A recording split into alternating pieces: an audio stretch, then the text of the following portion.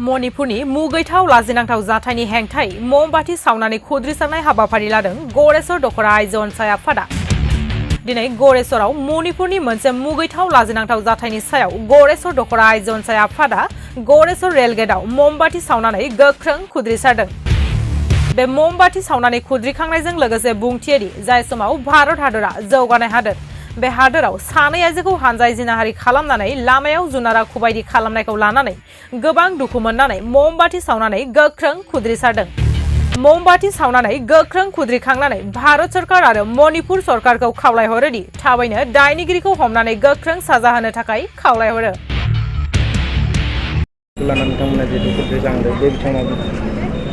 थारैनो दिनैनि जा दुलाराय आइजो अनसाय आफादा बिथोन हरनाय बायदि सारा आसामावनो दिनै मणिपुरनि जा जाथाय बे जाथायनि सायाव सोंखारिनानै दुखु फोरमायनानै ममबाति सावनाय जा हाबाफारि बे हाबाफारिखौ बिथांमोननि बिथोन बायदियै जोंनि गरेस्वर आइजो अनसाय आफादाबो नैबेनि दिनैनि मोनाबिलिनि हाबाफारिखौ लानाय जादों। बेनि थाखाय बिथांमोननिसिम रोजा रोजा साबायखर बावहरदों आरो लोगोसे नोंथांमोन रादाब बुथुमगिरि नोंथांमोननिसिमबो आङो गोसो गोरबोनिफ्राय साबायखर बावहरदों। मानोना जा दिनैनि हाबाफारि आइजो अनसाय आफादा लानाय हाबाफारि बे हाबाफारिखौ जोंनि गरेस्वरनिफ्रायनो बुहुमावनो फोसावनो थाखाय फोरमायनो थाखाय दुखु फोरमायनो थाखाय सोंखारिनो थाखाय नोंथांमोननि जोहैयै जोङो फोरमायनो हागोन। बेनि थाखाय जोङो सिगाङावनो साबायखर बावहरग्रोदों। मा होनना बुङोब्ला थारैनो बे जाथाया जोबोर मुगैथाव आरो दुखुनांथावना।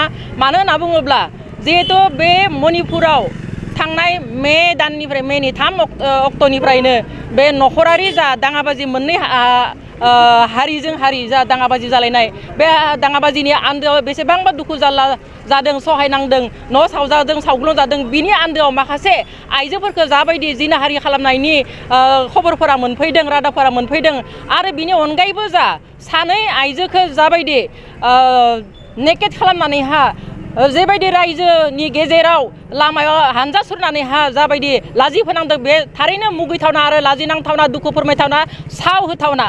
मानो होनना बुङोब्ला दिनै जा भारतनि बायदि मोनसे गोख्रों सरकार थानायावनो एसेबां शक्तिशालि गंसे हादोराव बेबायदि मुगैथाव लाजिनांथाव जाथाय जानाया जोंनि थाखाय जोबोर दुखुनांथावना।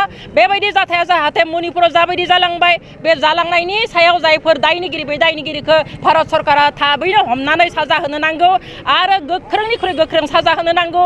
बेनि अनगायैबो मणिपुरावल' जादों, बेनि अनगायै जाहाथे बुहुमनाङैनो आइजोफोरनि सायाव बेबायदि दुखुनांथाव आरो लाजिनांथाव जाथाया जाया। बेनि थाखाय आङो भारत सरकारनिसिम खावलायहरनाय थादों। बेखिनिखौनो बुंनो लुबैयो आरो दिनैनि बेलायाव जोङो जिहेतु भारतबर्षआव बे माबाखौ लानानै दुखुखौ लानानै बे निन्दनीय जाथायखौ लानानै गुबुन गुबुन आफादफोराबो सोंखारिगासिनो दङ आरो बे सोंखारिनायनि गेजेरावबो थेवबो दिनैसिमबो सरकारखौ जेबो इनिसियेटिभ लानायखौ नुवाखै। बियो जोबोद जोंनि थाखाय सानथावना आरो दुखुनांथावना। मणिपुरनि जाथायखौ लानानै केन्डेल सावनाय हाबाफारि लादों। बे जाथायखौ मणिपुरनि जाथायखौ जोङो दुलाराय बर' आइजो अनसाय आफादनि बिथोन बायदि जोङो दिनै गरेस्वर दखरा आइजो अनसाय आफादाबो केन्डेल सावनाय हाबाफारिखौ लादों। बेयो थारैनो जोबोद मुगैथावना, लाजिनांथावना। जों आइजो माहारि हिसाबै जोङो दुखु मोननायखौ जों दिनै नैबे जोंनि केन्डेल सावनाय हाबाफारिनि गेजेरजोंनो फोरमायहरो।